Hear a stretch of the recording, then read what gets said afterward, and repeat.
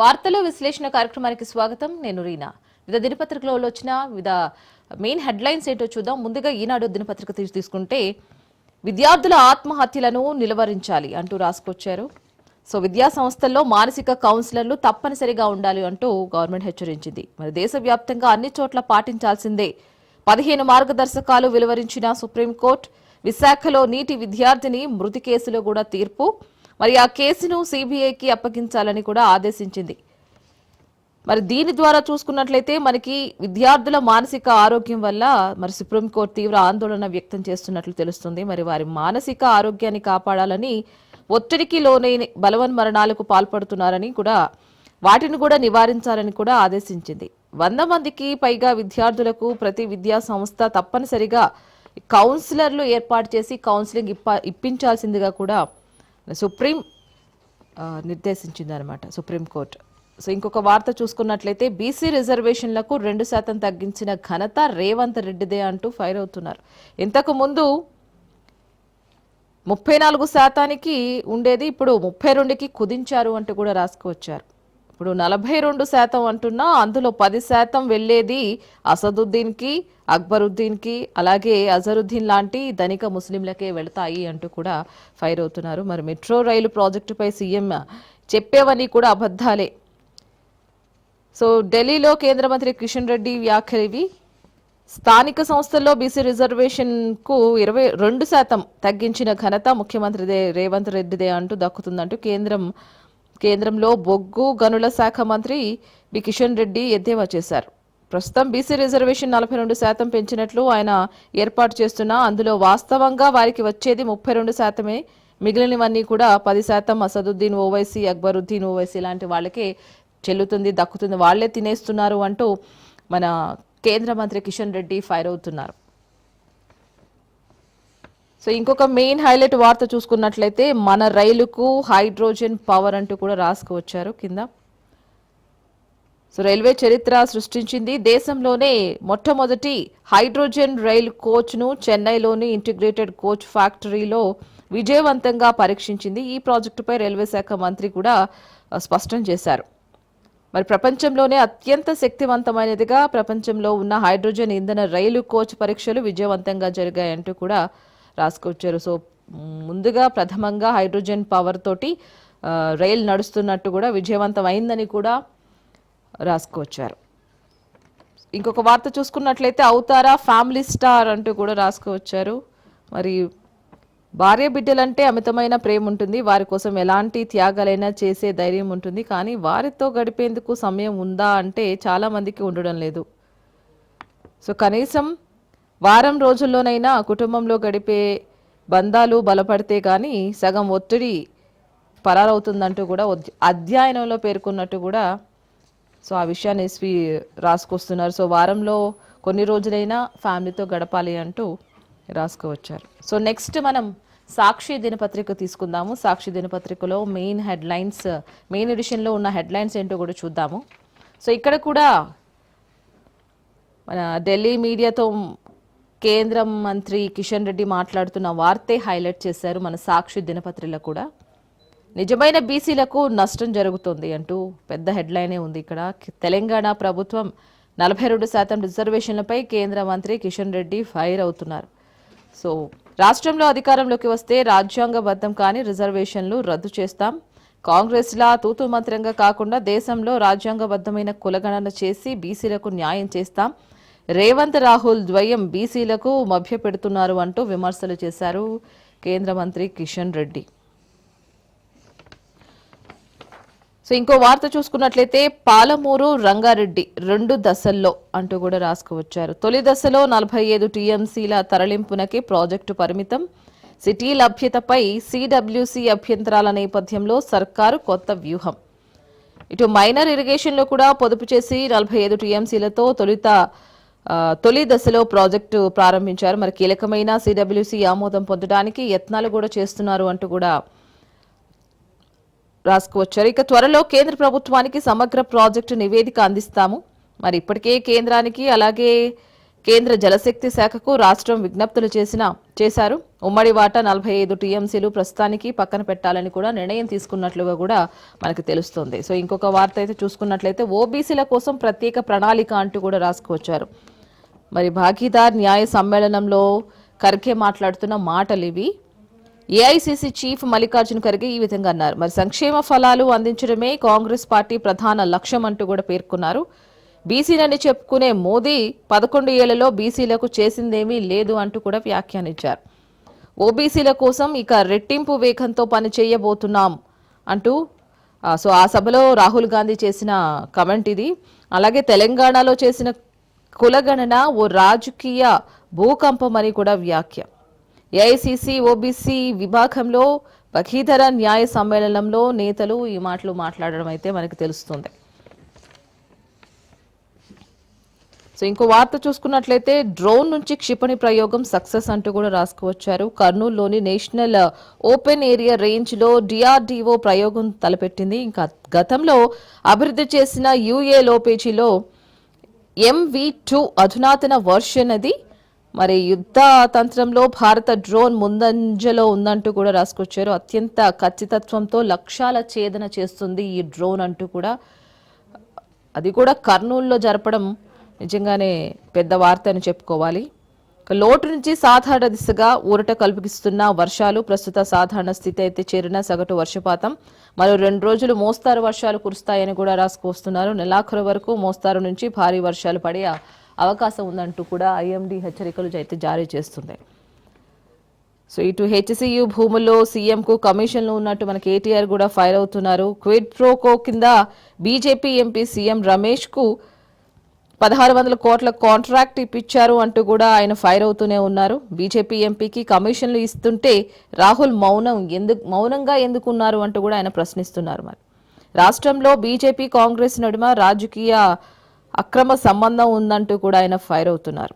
BRS ను రాష్ట్రీయ విద్యార్థి సేవా పరిషత్ విలీన కార్యక్రమంలో కేటీఆర్ ఈ విధమైనటువంటి వ్యాఖ్యలు చేశారు. నెక్స్ట్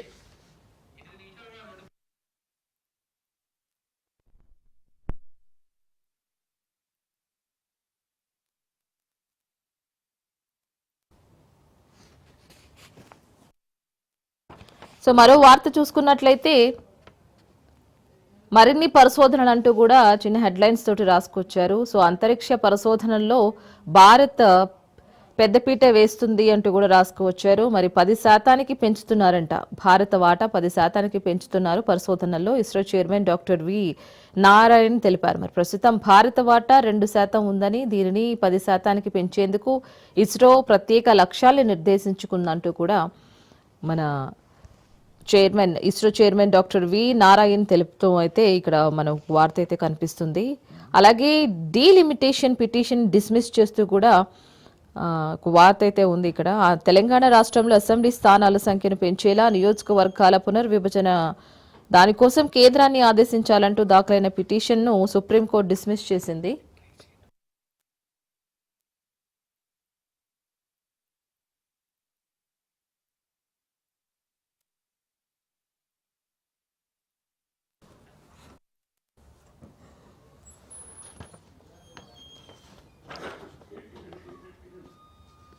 సో రైట్, ఇంకొక వార్త చూసుకున్నట్టయితే బ్రాండ్ పురుష్ అంటూ కూడా రాసుకువచ్చారు. వ్యాపార ప్రకటనలో సరికొత్త ధోరణి ఆకట్టుకుంటున్న Mohan Lal yard. So Mohan Lal yard చాలా ప్రత్యేకించి బ్రాండ్ ప్రమోషన్లకి ఆయన చేస్తున్నారంటూ కూడా రాసుకువచ్చారు. మాల్దీవుల్లో బలియా బంధం.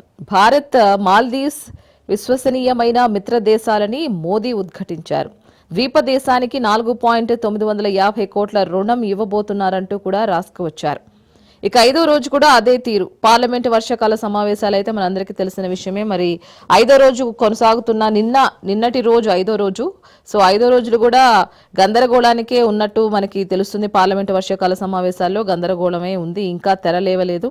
ఇక 5వ రోజు ఉభయ సభలు స్తంభించాయి నిన్నంతా కూడా, అది కూడా మనం చూసాము. ఇక పాలస్తీనాకు మద్దతుగా ఫ్రాన్స్ అధ్యక్షుడు జమ్మామయేల్ మక్రాస్ పాలస్తీనాలకు మద్దతుగా నిలిచారంట. మరి ఆ సార్వభౌమత్వాన్ని గుర్తించాలని కూడా తెలిపారు. సో మోదీకి అంత సీన్ లేదు అంటూ కూడా నిన్న రాహుల్ గాంధీ ఫైర్ అయిన మాటలు కూడా ఇక్కడ మెయిన్ ఎడిషన్లోనే రాసుకొచ్చారు. మోదీ అంతా షో మాత్రమే, అవసరంగా అనవసరంగా బయటకు ప్రాముఖ్యం చెప్తున్నారు, ఆయనకు అంత సత్తా లేదంటూ కూడా రాహుల్ గాంధీ తోసిపుచ్చారు. సో నెక్స్ట్ దినపత్రిక ఈనాడు దినపత్రిక చూసుకున్నట్లయితే, ఈనాడు కాదు ఆంధ్రజ్యోతి. ఆంధ్రజ్యోతిలో మెయిన్ హెడ్లైన్స్ చూసుకుందాము. ఇక్కడ ఆరోగ్యశ్రీలో 27% కిడ్నీ చికిత్సలే, తర్వాత స్థానాల్లో క్యాన్సర్, పాలిట్రామా. ఏడాదిన్నరలో 10 నుంచి 10 లక్షల చికిత్సలు, 5 విభాగాల్లో 6.55 లక్షల కేసులు. ఆరోగ్యశ్రీలో 461కి పెరిగిన ప్రైవేటు ఆసుపత్రులు. ఎం ప్యానెల్ కోసం పోటీ పడుతున్న వైనం. సో రాష్ట్రంలో ఆరోగ్యశ్రీ కింద అందించే వైద్య చికిత్సల్లో మూత్రపిండాలకు సంబంధించిన కేసులే ఎక్కువగా ఉన్నాయంటూ ఈ వార్త అయితే మనకు చెప్తుంది. సో ఆ తర్వాత స్థానం క్యాన్సర్ కేసులు ఉన్నాయంట. ఆరోగ్యశ్రీ కింద అందించే వైద్య చికిత్సలో 52% కేసులు కిడ్నీ క్యాన్సర్లే అంటూ కూడా రాసుకొచ్చారు. కిడ్నీ 27%, అలాగే క్యాన్సర్ అంటే 17, పాలిట్రామా 8% కూడా ఉన్నాయంటూ రాసుకొచ్చారు. రాష్ట్రంలో ఆరోగ్యశ్రీ కింద కేవలం 18 నెలల్లోనే ఈ రికార్డు 10,000 నుంచి 10,000కు పైనే, దానికంటే పైనే లక్షలకి చేరింది అంటూ 10 లక్షల తర్వాత కూడా జరిగాయి అంటూ కూడా రాసుకొచ్చారు. అందులో అత్యధికంగా హైదరాబాద్లో 125 లక్షలు, రంగారెడ్డిలో కూడా 68 లక్షలు. సో ఈ క్యాన్సర్కి, కిడ్నీ కారకురాలకి కిడ్నీ చికిత్సలే ఎక్కువగా ఉన్నాయి ఆరోగ్యశ్రీలు అంటూ కూడా రాసుకొచ్చారు. ఇంకొక వార్త చూసుకున్నట్లయితే, మేము అధికారంలో ఉన్నప్పుడే కులగణన చేయాల్సింది అంటూ కూడా రాసుకొచ్చారు. నా బీసీల రిజర్వేషన్ సంబంధించి కూడా మాట్లాడుతున్నారు. అవకాశాల్లో న్యాయమైన వాటా ఇవ్వాల్సింది, రెట్టింపు వేగంతో పనిచేసి ఆ తప్పు దిద్దుకుంటాం. తెలంగాణ కులగణన దేశ రాజకీయాల్లో కుదుపు, విద్య, ఉద్యోగం, రాజకీయాల్లో దీంతో పెనుమార్పు. రిజర్వేషన్లలో 50% అడ్డగోలకు కూల్చివేశారు. ప్రైవేటు విద్యల్లోనూ ఎస్సీ, ఎస్టీ, ఓబీసీలకు కోటా. మోదీదంతా ప్రదర్శనే, ఆయనలో సరికేమీ లేదు అంటూ కూడా ఘాటు వ్యాఖ్యలు చేశారు రాహుల్ గాంధీ. మరి మీడియా ఆయన ఇమేజ్ని అతిగా పెంచేసింది అంటూ కూడా రాసుకువచ్చారు. కాంగ్రెస్ బాఖితరి న్యాయ సమ్మేళనంలో రాహుల్ గాంధీ ఈ వ్యాఖ్యలు చేశారు. సో తెలంగాణ కులగణన చేశారు, రాజకీయంగానూ కుదిపేసిందంత కీలకమైనదిగా మారిందంటూ రాహుల్ గాంధీ తెలిపారు. లోక్సభలో ప్రతిపక్ష నేత రాహుల్ గాంధీ చేసిన మాటలు ఇవి ఇప్పుడు దేశం అంతటా కూడా హాట్ టాపిక్గా మారాయని చెప్పుకోవాలి. ఇంకొక వార్త చూసుకున్నట్లయితే, ఐఏఎస్ శ్రీలక్ష్మి పూర్తి స్థాయి విచారణ ఎదుర్కోవాల్సిందే అంటూ కూడా రాసుకువచ్చారు. ఓఎంసీ కేసులో హైకోర్టు స్పష్టీకరణ. శ్రీలక్ష్మికి హైకోర్టు గతంలో ఊరట ఇచ్చింది, కానీ దానిపైన కూడా సుప్రీంకు వెళ్లిన సిబిఐ మళ్లీ విచారించాల్సిందేనని హైకోర్టు ఆదేశించింది. రెండోసారి కూడా విచారించి శ్రీలక్ష్మి పిటిషన్ను కొట్టివేసిన హైకోర్టు ధర్మాసనం. ఇంకొక వార్త చూసుకున్నట్లయితే, జస్టిస్ వర్మ అభిశంసన లోక్సభలోనే. నోటీసు రాజ్యసభ అనుమతించడం లేదని అధికార వర్గాల పేరుతో ప్రభుత్వం వెల్లడి. లోక్సభ సభ్యులతోనే విచారణ కమిటీ, అభిశంసన అని పార్టీల నిర్ణయం అంటూ రిజిజు తెలిపారు. ధనఖడ్కు వీడుకోలు, విందు యోచనలో విపక్షం, ఆయన హాజరు అనుమానమే అంటూ కూడా రాసుకువచ్చారు. ఆగస్టులోగా కొత్త ఉపరాష్ట్రపతి ఈసీ. జస్టిస్ యశ్వంత్ వర్మకు హైకోర్టు జస్టిస్ పదవి నుంచి తప్పించేందుకు ఉద్దేశించిన ఈ తీర్మానం లోక్సభలోనే చేపట్టాల్సిందని కేంద్ర ప్రభుత్వం నిర్ణయించింది. మరి ఈ తీర్మానం కోసం లోక్సభలో బీజేపీ, రాజ్యసభలో కాంగ్రెస్ నోటీసు కూడా ఇచ్చాయి. కాంగ్రెస్ ఇచ్చిన నోటీసును కూడా అనుసరించి అభిశంసన తీర్మానాన్ని చేపట్టాల్సిన నిర్ణయం తీసుకుంది అధికార పార్టీ. సో దానికి ఆగ్రహానికి గురైంది రాజ్యసభ. సో ఏమవుతుందో చూడాలి ఈ విషయంలో. సో ఇంకొక విషయం చూసుకున్నట్లయితే, ఇంకొక న్యూస్, పొన్నం లేదా మహేష్ గౌడ్ను సీఎం చేయాలి అంటూ కూడా ఎద్దేవా చేస్తున్నారు. సో కిషన్ రెడ్డికి కౌంటర్ అయితే ఇచ్చారు ఈయన. బీసీలపై రేవంత్కున్న ప్రేమను చాటుకోవాలి, దత్తాత్రేయ ఉపరాష్ట్రపతి చేయాలన్న ముఖ్యమంత్రి డిమాండ్ని సంతోషకరంగా అంటూ రాసుకొచ్చారు. రేవంత్ తన విమర్శలతో మోదీనే కాదు బీసీలను అవమానించారు. బండి ఈటెల వివాదం సమసిపోతుంది. బీజేపీ రాష్ట్ర అధ్యక్షుడు రామచంద్రరావు ఘాటు వ్యాఖ్యలు చేశారు. ఈ విధంగా చేశారు. మరి ముందు మీ నాయకుడిది ఏ కులమో చెప్పు, ప్రధాని మోదీని కన్వర్ట్ బీసీ అంటావా? సీఎం వ్యాఖ్యలకు కిషన్ రెడ్డి కౌంటర్ కూడా ఇచ్చారు. సో బీజేపీ సీనియర్ నేత హర్యానా మాజీ గవర్నర్ బండారు దత్తాత్రేయను ఉపరాష్ట్రపతిని చేయాలని సీఎం రేవంత్ రెడ్డి డిమాండ్ చేయడం సంతోషకరమని కూడా బీజేపీ రాష్ట్ర అధ్యక్షుడు రామచంద్రరావు అన్నారు. మరి అదే సమయంలో మంత్రి పొన్నం ప్రభాకర్ లేదా బీసీ మహేష్ కుమార్ గౌడ్ ముఖ్యమంత్రి చేసి కూడా బీసీలపై తీసుకున్న ప్రేమ రేవంత్ చాటుకోవాలంటూ కూడా ఆయన రాసుకొచ్చారు.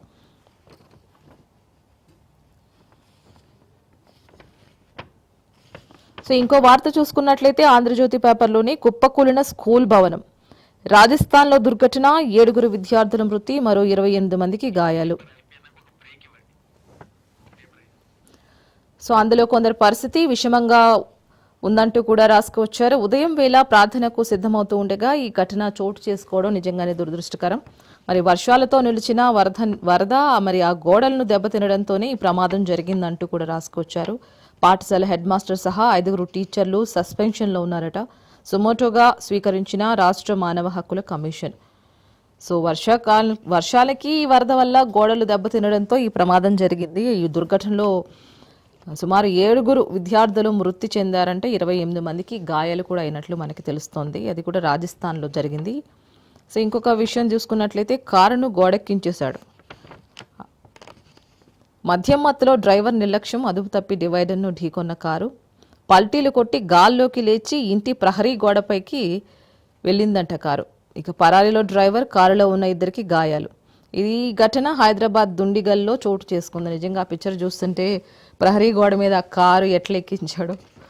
ఇంకొక వార్త చూసుకున్నట్లయితే 4,850 కోట్లు మాల్దీవులకు రుణ సాయం అందిస్తున్నట్టు ప్రధానమంత్రి మోదీ తెలిపారు. నిన్న ఆ దేశ పర్యటనలో ప్రకటించారు మోదీ. మరి దానికి ఘన స్వాగతం పలికారు మొయిజు. ద్వైపాక్షిక సంబంధాల బలోపేతానికి కూడా చర్చలు కూడా ఉంటాయంటూ కూడా రాసుకువచ్చారు. 4,850 కోట్ల రుణం సాయం చేయనున్నట్లు ప్రధాని నరేంద్ర మోదీ ప్రకటించారు. మరి ఆ దేశానికి భారత్ నమ్మకమైన మిత్రుడని కూడా పేర్కొన్నారు. శనివారం జరగనున్న మాల్దీవుల స్వాతంత్ర దినోత్సవ వేడుకల్లో పాల్గొనేందుకు వచ్చిన ఆయన మాల్దీవుల రాజధాని తోటి ఈ చర్చలు జరిపే అవకాశం కూడా ఉందంటూ కూడా రాసుకువచ్చారు. సోషలిస్ట్ సెక్యులర్ పదాలను తొలగించే యోచనలో కేంద్రాన్ని లేదు అంటూ కూడా ఇంకొక వార్త చూసుకున్నట్లయితే అవి రాజ్యాంగంలో అంతర్భాగమని సుప్రీంకోర్టు ఇప్పటికే స్పష్టం చేసింది. బయట జరిగే చర్చలకు ప్రభుత్వానికి సంబంధం లేదు. కేంద్ర న్యాయ మంత్రి అర్జున్ రామ్ మేఘ్వాల్ ఇలాంటి వ్యాఖ్యలు చేసినట్లయితే మనకు తెలుస్తోంది. సో ఇంకొక వార్త చూసుకున్నట్లయితే లంచం తీసుకుంటూ పట్టుబడ్డారంట డిప్యూటీ కమిషనర్. సో నిబంధనల పేరుతో హోటల్ యాజమానానికి జీహెచ్ఎంసీ డీసీ రవికుమార్ బెదిరింపులు.